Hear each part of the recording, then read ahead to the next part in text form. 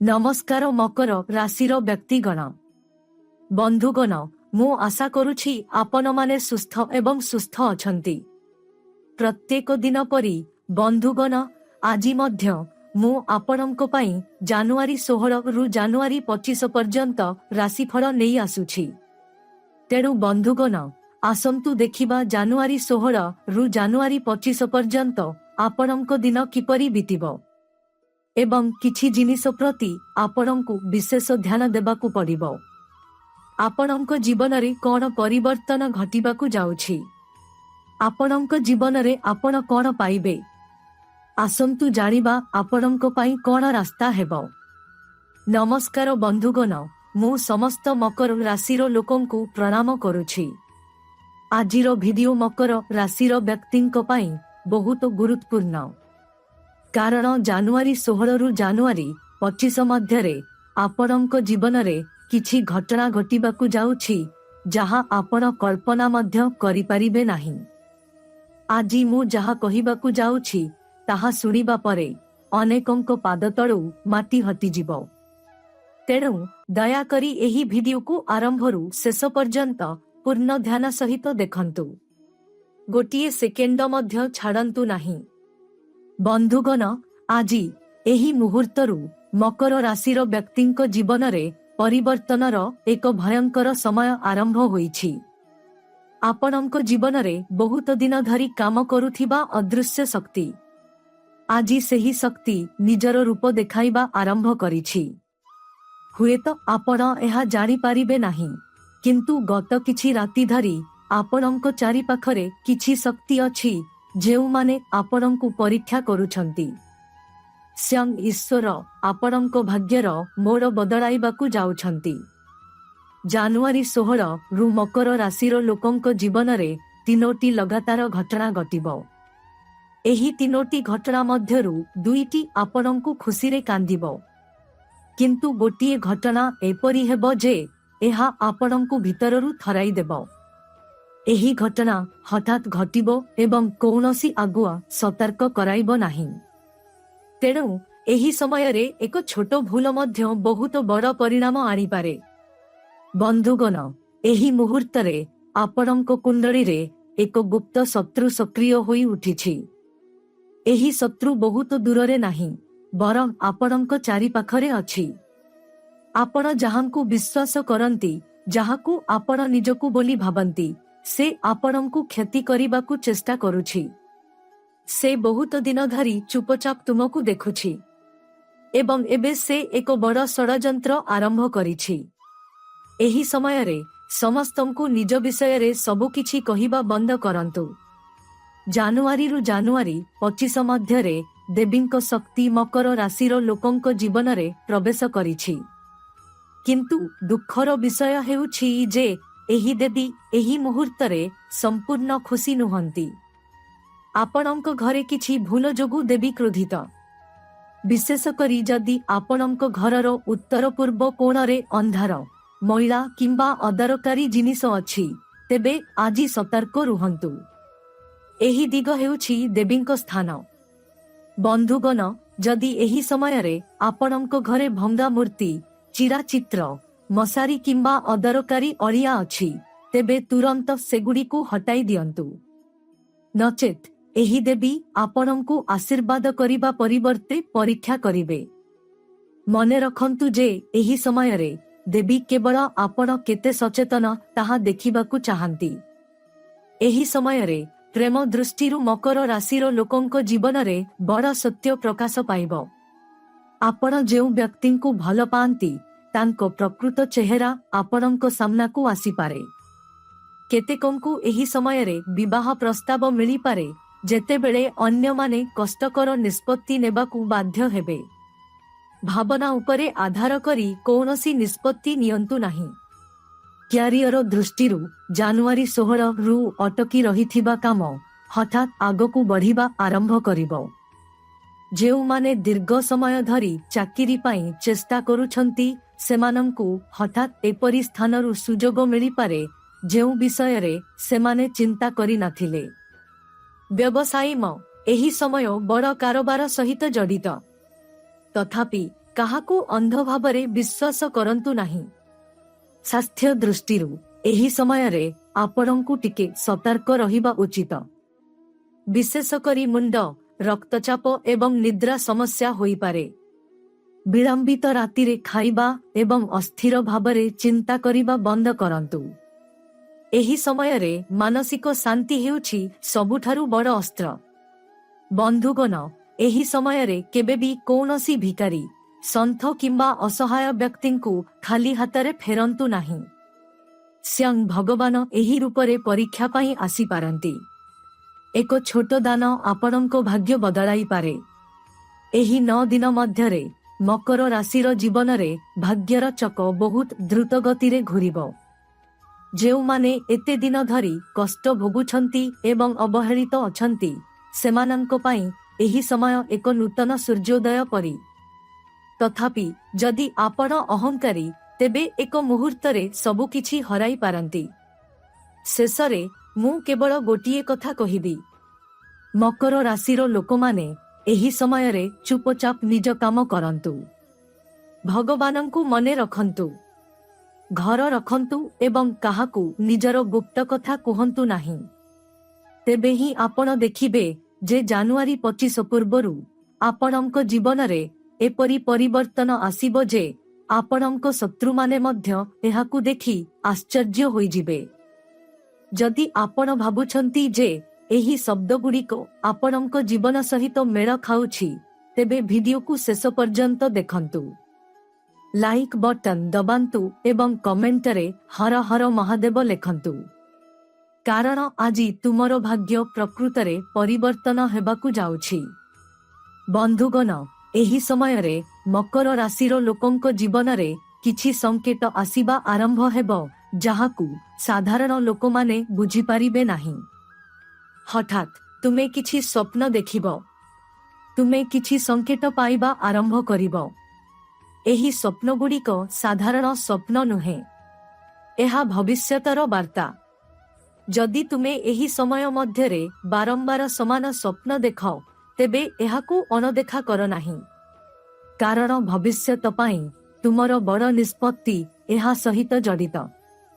ଏହି କିଛି ଦିନ ମଧ୍ୟରେ ଏପରି ଜଣେ ବ୍ୟକ୍ତି ତୁମ ଜୀବନରେ ଆସିବ। ଯଦିଓ ପ୍ରଥମେ ତୁମେ ତାକୁ ଜଣେ ସାଧାରଣ ବ୍ୟକ୍ତି ବୋଲି ଭାବିପାର, ପରେ ତୁମେ ବୁଝିପାରିବ ଯେ ଏହି ବ୍ୟକ୍ତି ତୁମର ଭାଗ୍ୟକୁ ଓଲଟାଇ ଦେବାର କାରଣ। କିଛି ପୁରୁଣା ପରିଚିତ, କିଛି ସମ୍ପୂର୍ଣ୍ଣ ନୂତନ ମୁହଁ। ସେ କହିଥିବା କେବଳ ଗୋଟିଏ ଶବ୍ଦ ତୁମକୁ ଗଭୀର ଭାବରେ ଚିନ୍ତା କରିବାକୁ ବାଧ୍ୟ କରିବ। ଏହି ସମୟରେ ଟଙ୍କା ହଠାତ୍ ତୁମ ଜୀବନରେ ଆସିବ। କିନ୍ତୁ ସେହି ଟଙ୍କା ସହିତ ଜଡ଼ିତ ଏକ ପରୀକ୍ଷା ହେବ। ଯଦି ତୁମେ ଲୋଭୀ, ତେବେ ସେହି ଟଙ୍କା ଯେତେ ଶୀଘ୍ର ଆସିବ, ସେତେ ଶୀଘ୍ର ଚାଲିଯିବ। କିନ୍ତୁ ଯଦି ତୁମେ ଧୈର୍ଯ୍ୟବାନ, ତେବେ ଏହି ଟଙ୍କା ଭବିଷ୍ୟତରେ ଆଶୀର୍ବାଦରେ ପରିଣତ ହେବ। ବନ୍ଧୁଗଣ, ଏହି ସମୟରେ ଆପଣଙ୍କ ଚାରିପାଖରେ ଥିବା କିଛି ଲୋକ ହଠାତ୍ ଅଧିକ ମିଠା ହେବାକୁ ଲାଗିବେ। ସେମାନେ ବିନା କାରଣରେ ଆପଣଙ୍କର ପ୍ରଶଂସା କରିବେ ଏବଂ ବିନା କାରଣରେ ଆପଣଙ୍କୁ ସାହାଯ୍ୟ କରିବାକୁ ଚାହିଁବେ। ମନେ ରଖନ୍ତୁ ଯେ ଏହି ସମୟରେ ଅତ୍ୟଧିକ ମିଠା କଥା ପଛରେ ସବୁଠାରୁ ବଡ଼ ଫାଶ ଲୁଚି ରହିଛି। କାହାକୁ ଟଙ୍କା ଧାର ଦିଅନ୍ତୁ ନାହିଁ। ଆପଣଙ୍କ ଦୁର୍ବଳତା ବିଷୟରେ କାହାକୁ କୁହନ୍ତୁ ନାହିଁ। ଜାନୁଆରୀ ତାରିଖରୁ ମକର ରାଶିର ଲୋକଙ୍କ ଜୀବନରେ ଭାଗ୍ୟର ଦ୍ୱାର ଧୀରେ ଧୀରେ ଖୋଲିବାକୁ ଆରମ୍ଭ କରିବ। କିନ୍ତୁ ଯଦି ତୁମେ ଏହି ଦ୍ୱାରକୁ ଜୋର ଜବରଦସ୍ତ ଖୋଲିବାକୁ ଚେଷ୍ଟା କର, ତେବେ ଏହା ଭାଙ୍ଗିପାରେ। ତେଣୁ ଧୈର୍ଯ୍ୟ ହିଁ ତୁମର ସବୁଠାରୁ ବଡ଼ ଶକ୍ତି ହେବ। ଏବେ ଚୁପଚାପ କାମ କରିବା ସବୁଠାରୁ ବୁଦ୍ଧିମାନର କାମ। ଏହି ସମୟରେ ତୁମର ଶରୀର ତୁମକୁ ପୂର୍ବରୁ ଏକ ସଂକେତ ଦେବ। ହଠାତ୍ କ୍ଳାନ୍ତ ଅନୁଭବ, ବିରକ୍ତ ହେବା କିମ୍ବା କୌଣସି କାରଣ ବିନା କ୍ରୋଧିତ ହେବା, ଏହି ସମସ୍ତ ସଂକେତ ଯେ ତୁମକୁ ବନ୍ଦ କରିବାକୁ ପଡ଼ିବ। ନିଜକୁ ଜୋର ଜବରଦସ୍ତ କର ନାହିଁ। ପ୍ରକୃତି ଏବେ ତୁମକୁ ସଂଗଠିତ ହେବାର ସୁଯୋଗ ଦେଉଛି। ଏହି ସମୟରେ ପ୍ରେମରେ ନୀରବତା ବହୁତ ଗୁରୁତ୍ୱପୂର୍ଣ୍ଣ। ଅଧିକ କଥା ହେବା ଭୁଲ ବୁଝାମଣା ବୃଦ୍ଧି କରିବ। କେତେକ ପୁରୁଣା ସମ୍ପର୍କ ବିଷୟରେ ନୂଆ କରି ଭାବିବେ। କେତେକ ହଠାତ୍ ଦୂରତା ଅନୁଭବ କରିବେ। ମନେ ରଖନ୍ତୁ ଯେ ସମସ୍ତ ଦୂରତା ଖରାପ ନୁହେଁ। କିଛି ଦୂରତା ଭବିଷ୍ୟତରେ ସ୍ଥିରତା ସୃଷ୍ଟି କରେ। ଏହି ସମୟରେ ତୁମର ଜୀବନରେ ଏକ ଅଜବ ଘଟଣା ଘଟିପାରେ।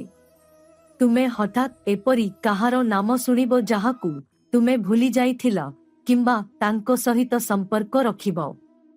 ଏହା କୌଣସି ସଂଯୋଗ ନୁହେଁ। ଭାଗ୍ୟ ତୁମକୁ ପୁଣି ଥରେ ଭାବିବାର ସୁଯୋଗ ଦେଉଛି। ଏହି କିଛି ଦିନ ମକର ରାଶିର ଲୋକଙ୍କ ପାଇଁ ବହୁତ ଗୁରୁତ୍ୱପୂର୍ଣ୍ଣ, କାରଣ ଏହି ସମୟରେ ତୁମର ଚିନ୍ତାଧାରା ପରିବର୍ତ୍ତନ ହେବ। ତୁମେ ବୁଝିବା ଆରମ୍ଭ କରିବ ଯେ ପ୍ରକୃତରେ କିଏ ତୁମ ପାଖରେ ଅଛି ଏବଂ କିଏ କେବଳ ସୁଯୋଗ ପାଇଁ ଅପେକ୍ଷା କରିଥିଲା। ଏହି ଅନୁଭବ ତୁମକୁ ମାନସିକ ଭାବରେ ଦୃଢ଼ କରିବ। ବନ୍ଧୁଗଣ, ଏହି ସମୟରେ ତୁମର ଲକ୍ଷ୍ୟ କାହାକୁ ପ୍ରକାଶ କର ନାହିଁ। ତୁମର ସଫଳତା ଯେତେ ନୀରବରେ ଆସିବ ତାହା ସେତେ ସ୍ଥାୟୀ ହେବ। ଯେଉଁମାନେ ତୁମକୁ ହୀନ ଦୃଷ୍ଟିରେ ଦେଖୁଥିଲେ ସେମାନେ ତୁମର ପରିବର୍ତ୍ତନ ଦେଖି ଦିନେ ନୀରବ ହୋଇଯିବେ। ଜାନୁଆରୀ 25 ପାଖାପାଖି ମକର ରାଶିର ଲୋକଙ୍କ ଜୀବନରେ ଏକ ଶାନ୍ତ କିନ୍ତୁ ଶକ୍ତିଶାଳୀ ପରିବର୍ତ୍ତନ ଆରମ୍ଭ ହେବ। ତୁମେ ବାହାରୁ କିଛି ବୁଝି ନପାର, କିନ୍ତୁ ଭିତରେ ତୁମେ ଆଉ ସମାନ ବ୍ୟକ୍ତି ରହିବ ନାହିଁ। ତୁମର ଆତ୍ମବିଶ୍ୱାସ ଫେରି ଆସିବ। ତୁମର ନିଷ୍ପତ୍ତି ନେବାର କ୍ଷମତା ବୃଦ୍ଧି ପାଇବ ଏବଂ ଭବିଷ୍ୟତର ପଥ ସ୍ପଷ୍ଟ ହେବା ଆରମ୍ଭ ହେବ। ଏହି ସମୟରେ ମକର ରାଶିର ଲୋକଙ୍କ ଜୀବନରେ ଏକ ମୁହୂର୍ତ୍ତ ଆସିବ ଯେତେବେଳେ ତୁମେ ହଠାତ୍ ବୁଝିବ ଯେ ତୁମ ସହିତ ଯାହା କିଛି ଭୁଲ ହୋଇଛି ତାହା ତୁମକୁ ଶକ୍ତିଶାଳୀ କରିଛି। ତୁମେ ନିଜ ଭିତରେ ଏକ ନୂତନ ବ୍ୟକ୍ତିକୁ ଆବିଷ୍କାର କରିବ। ତୁମେ ଏବେ ସେହି ଜିନିଷଗୁଡ଼ିକର ସାମ୍ନା କରିବାକୁ ସାହସ ପାଇବ ଯାହା ପୂର୍ବରୁ ତୁମକୁ ଭୟ କରୁଥିଲା। ଏହି କିଛି ଦିନ ମଧ୍ୟରେ ଏପରି ଖବର ଆସିପାରେ ଯାହା ପ୍ରଥମେ ତୁମକୁ ଚିନ୍ତିତ କରିବ, କିନ୍ତୁ କିଛି ସମୟ ପରେ ତୁମେ ବୁଝିପାରିବ ଯେ ଖବରଟି ପ୍ରକୃତରେ ତୁମ ପାଇଁ ଏକ ଆଶୀର୍ବାଦ। ଅନେକ ସମୟରେ ଭଗବାନ ସିଧାସଳଖ ଖୁସି ଦିଅନ୍ତି ନାହିଁ, ସେ ଆମକୁ ପ୍ରଥମେ ପ୍ରସ୍ତୁତ କରନ୍ତି। ଏହି ସମୟ ଠିକ୍ ସେହିପରି। ଏହି ସମୟରେ ମକର ରାଶିର କର୍ମର ଗଣନା ଆରମ୍ଭ ହେବ। ଅତୀତରେ ଆପଣ ଯେଉଁମାନଙ୍କୁ ସାହାଯ୍ୟ କରିଥିଲେ କିମ୍ବା ଭଲ ବ୍ୟବହାର କରିଥିଲେ ସେମାନଙ୍କର ଫଳାଫଳ ହଠାତ୍ ଫେରି ଆସିବ। ପୁଣି ଆପଣ ଯେଉଁମାନଙ୍କ ପ୍ରତି ଅନ୍ୟାୟ କରିଥିଲେ ସେମାନଙ୍କର ସ୍ମୃତି କିମ୍ବା ପରିସ୍ଥିତି ମଧ୍ୟ ସାମ୍ନାକୁ ଆସିପାରେ। ତେଣୁ ଏହି ସମୟରେ ଆପଣଙ୍କର ବ୍ୟବହାର ବହୁତ ଗୁରୁତ୍ୱପୂର୍ଣ୍ଣ। ବନ୍ଧୁଗଣ, ଆପଣଙ୍କ ଜୀବନର ଏହି ସମୟରେ ଆପଣଙ୍କୁ ଏପରି ନିଷ୍ପତ୍ତି ନେବାକୁ ପଡ଼ିପାରେ ଯାହା ଆପଣଙ୍କୁ କାହାକୁ କିମ୍ବା କିଛି ନ କହିବାକୁ ଶିଖାଇବ। ମନେ ରଖନ୍ତୁ, ଯଦି ଆପଣ ସମସ୍ତଙ୍କୁ ଖୁସି କରିବାକୁ ଚେଷ୍ଟା କରନ୍ତି ତେବେ ଆପଣଙ୍କ ନିଜ ଜୀବନ ଅସ୍ଥିର ହୋଇଯିବ। ନ କହିବାର ଏହି ନିଷ୍ପତ୍ତି ଆପଣଙ୍କୁ ଭବିଷ୍ୟତରେ ବହୁତ କ୍ଷତିରୁ ରକ୍ଷା କରିବ। ଏହି ସମୟରେ ଆପଣଙ୍କ ଚାରିପାଖରେ ବହୁତ କୋଳାହଳ, ଲୋକଙ୍କ କଥା, ପରାମର୍ଶ, ମତାମତ ରହିବ।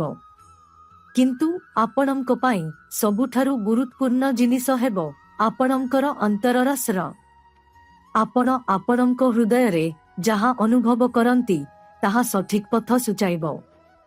ଜାନୁଆରୀ 16 ପରେ ମକର ରାଶିର ଲୋକମାନେ ଟିକେ ଅଧିକ ସମ୍ବେଦନଶୀଳ ହୋଇଯିବେ। ଛୋଟ ଛୋଟ କଥାରେ ମଧ୍ୟ ଭାବନା ଆସିବ। ଏହା ଦୁର୍ବଳତା ନୁହେଁ, ବରଂ ଏହା ସୂଚାଇ ଦିଏ ଯେ ଆପଣଙ୍କର ଅନ୍ତରର ଶକ୍ତି ଜାଗ୍ରତ ହେଉଛି। ଏହି ସମ୍ବେଦନଶୀଳତା ଆପଣଙ୍କୁ ଅନ୍ୟମାନଙ୍କଠାରୁ ଅଲଗା କରିବ। ଏହି ସମୟରେ ହଠାତ୍ ଆପଣଙ୍କ ଜୀବନରେ ଏକ ପ୍ରକାରର ଏକାକିତା ଆସିପାରେ। ଏହା ମନେ ହୁଏ ଯେ ସମସ୍ତେ ଦୂରେଇ ଯାଉଛନ୍ତି, କିନ୍ତୁ ଏହା ପ୍ରକୃତରେ ପୃଥକୀକରଣ ନୁହେଁ, ଏହା ହେଉଛି ପ୍ରସ୍ତୁତି।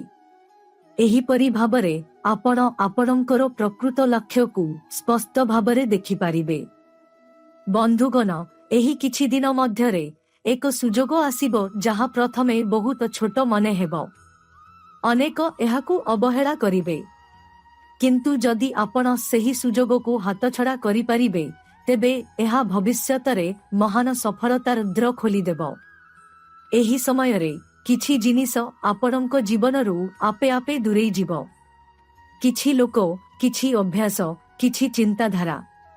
ଏହି ପରିବର୍ତ୍ତନ ଆପଣ ଚେଷ୍ଟା ନକରି ଘଟିବ। କାରଣ ବର୍ତ୍ତମାନ ପ୍ରକୃତି ନିଜେ ଅନାବଶ୍ୟକ ବୋଝ ଢାଳି ଦେଉଛି। ଏହି ସମୟରେ ମକର ରାଶିର ଲୋକଙ୍କ ଜୀବନରେ ଏକ ବାସ୍ତବତା ସାମ୍ନାକୁ ଆସିବ, ଯାହାକୁ ଆପଣ ଏତେ ଦିନ ଧରି ଆପଣଙ୍କ ଆଖି ସାମ୍ନାରେ ଥିଲେ ମଧ୍ୟ ବୁଝିପାରି ନଥିଲେ। ହଠାତ୍ ଆପଣ କିଛି ଲୋକଙ୍କୁ ଭିନ୍ନ ଦୃଷ୍ଟିରେ ଦେଖିବା ଆରମ୍ଭ କରିବେ। ଆପଣ ଯେଉଁମାନଙ୍କୁ ଆପଣଙ୍କ ନିକଟତର ମନେ କରୁଥିଲେ ସେମାନେ ମୁହଁ ଖୋଲିବା ଆରମ୍ଭ କରିବେ ଏବଂ ଯେଉଁମାନଙ୍କୁ ଆପଣ ତୁଚ୍ଛ ମନେ କରୁଥିଲେ ସେମାନେ ଆବଶ୍ୟକତା ସମୟରେ ଆପଣଙ୍କ ପାଖରେ ଠିଆ ହେବେ। ଏହି କିଛି ଦିନ ମଧ୍ୟରେ ଆପଣଙ୍କ ଜୀବନରେ ଏକ ପ୍ରକାରର ମାନସିକ ଜାଗରଣ ଆସିବ। ଆପଣ ପୂର୍ବ ପରି ଯୁକ୍ତି କରିବାକୁ ଚାହିଁବେ ନାହିଁ। ତୁମେ କିଛି ପ୍ରମାଣ କରିବାକୁ ଚାହିଁବ ନାହିଁ। ତୁମେ ବୁଝିବ ଯେ ତୁମକୁ ସମସ୍ତ ଯୁଦ୍ଧ ଜିତିବାକୁ ପଡ଼ିବ ନାହିଁ। କିଛି ଯୁଦ୍ଧ ଛାଡ଼ିଦେବା ବୁଦ୍ଧିମାନର କାମ। ଏହି ଅନୁଭବ ତୁମକୁ ମାନସିକ ଶାନ୍ତି ଆଡ଼କୁ ନେଇଯିବ। ଏହି ସମୟରେ ତୁମ ଜୀବନରେ କିଛି ନିଷ୍ପତ୍ତି ହଠାତ୍ ଅଟକି ଯାଇପାରେ। ଏହା ଦେଖାଯିବ ଯେ ତୁମେ ଆଗକୁ ବଢ଼ିବ କିମ୍ବା ଅଟକିଯିବ। ସେମାନଙ୍କ ମଧ୍ୟରୁ କୌଣସିଟି ସ୍ପଷ୍ଟ ନୁହେଁ, କିନ୍ତୁ ଏହି ଅଟକିବା ବହୁତ ଆବଶ୍ୟକ ଥିଲା। କାରଣ ଆଗକୁ ଖୋଲିଥିବା ରାସ୍ତାରେ ପ୍ରବେଶ କରିବା ପୂର୍ବରୁ ତୁମକୁ ନିଜକୁ ଭିତରୁ ପ୍ରସ୍ତୁତ କରିବାକୁ ପଡ଼ିବ। ବନ୍ଧୁଗଣ, ଏହି ସମୟରେ ମକର ରାଶିର ଲୋକଙ୍କ ଜୀବନରେ ଏକ ସୁଯୋଗ ଆସିବ, ଯେଉଁଠାରେ ତୁମକୁ ତୁମର ଆଗ୍ରହ ଏବଂ ଭାବନା ମଧ୍ୟରୁ ଗୋଟିଏ ବାଛିବାକୁ ପଡ଼ିବ। ଯଦି ତୁମେ ଭାବନା ଉପରେ ଆଧାର କରି ନିଷ୍ପତ୍ତି ନେବ ତେବେ ତୁମେ ଅସ୍ଥାୟୀ ଶାନ୍ତି ପାଇବ। କିନ୍ତୁ ଯଦି ତୁମେ ତୁମର ଭବିଷ୍ୟତ ଜନଙ୍କ ସହିତ କଥା ହୁଅ ତେବେ ତାହା ଅସ୍ଥାୟୀ ହେଲେ ମଧ୍ୟ ଦୀର୍ଘକାଳୀନ ଲାଭ ହେବ। ଏହି ସମୟରେ ତୁମ ଚାରିପାଖରେ କେହି ଜାଣିଶୁଣି ଦନ୍ ସୃଷ୍ଟି କରିପାରେ। ଭୁଲ ସୂଚନା, ଅର୍ଦ୍ଧସ୍ତ୍ୟ, ଗୁଜବ ଇତ୍ୟାଦି ତୁମ କାନରେ ପହଞ୍ଚିପାରେ। କିନ୍ତୁ ମନେ ରଖ, ସବୁକିଛି ବିଶ୍ୱାସ କରିବା ଏହି ସମୟରେ ସବୁଠାରୁ ବଡ଼ ଭୁଲ ହେବ। ତୁମେ ଯାହା ଦେଖୁଛ ତାହା ସତ୍ୟ ନୁହେଁ। ଏହି କିଛି ଦିନ ମଧ୍ୟରେ ତୁମ ଜୀବନରେ ହଠାତ୍ ଏକ ପୁରୁଣା ଅସମ୍ପୂର୍ଣ୍ଣ କାମ ସାମ୍ନାକୁ ଆସିବ, ଯାହା ତୁମେ ସମାପ୍ତ ବୋଲି ଭାବୁଥିଲ। ଏବେ ସେହି କାମ ଶେଷ କରିବାର ସମୟ ଆସିଛି। ଥରେ ତୁମେ ଏହାକୁ ସମାପ୍ତ କରିପାରିବ, ଏହା ଏପରି ଅନୁଭବ ହେବ ଯେପରି ଏକ ବଡ଼ ବୋଝ ଉପରକୁ ଉଠିଗଲା। ଏହି ସମୟ ମଧ୍ୟରେ ଆପଣଙ୍କ ଭିତରେ ଏକ ଅଦ୍ଭୁତ ଧୈର୍ଯ୍ୟ ବିକଶିତ ହେବ। ପୂର୍ବରୁ ଆପଣଙ୍କୁ କଷ୍ଟ ଦେଉଥିବା ଜିନିଷଗୁଡ଼ିକ ଆଉ ଆପଣଙ୍କୁ ସ୍ପର୍ଶ କରିବ ନାହିଁ। ଏହି ପରିବର୍ତ୍ତନ ପ୍ରମାଣିତ କରେ ଯେ ଆପଣ ଧୀରେ ଧୀରେ ଆପଣଙ୍କ ଜୀବନକୁ ନିୟନ୍ତ୍ରଣ କରୁଛନ୍ତି। ଏହି ସମୟ ମଧ୍ୟରେ ମକର ରାଶିର ଜୀବନରେ ହଠାତ୍ ଏକ ପରିସ୍ଥିତି ସୃଷ୍ଟି ହେବ, ଯେଉଁଠାରେ ଆପଣଙ୍କୁ ନିଜର ଗୁରୁତ୍ୱକୁ ନୂତନ ଭାବରେ ବୁଝିବାକୁ ପଡ଼ିବ। ଯେଉଁମାନଙ୍କ ପାଇଁ ଆପଣ ଏପର୍ଯ୍ୟନ୍ତ ଆପଣଙ୍କର ଆବଶ୍ୟକତାକୁ ପାଖ ଦେଇ ଆସିଛନ୍ତି ସେମାନେ ଆପଣଙ୍କୁ ଅବହେଳା କରିପାରନ୍ତି। ଏହି ଘଟଣା କଷ୍ଟ ଦେବ, କିନ୍ତୁ ଏହି ଯନ୍ତ୍ରଣା ଆପଣଙ୍କୁ ନିଜର ମୂଲ୍ୟ ବୁଝିବ।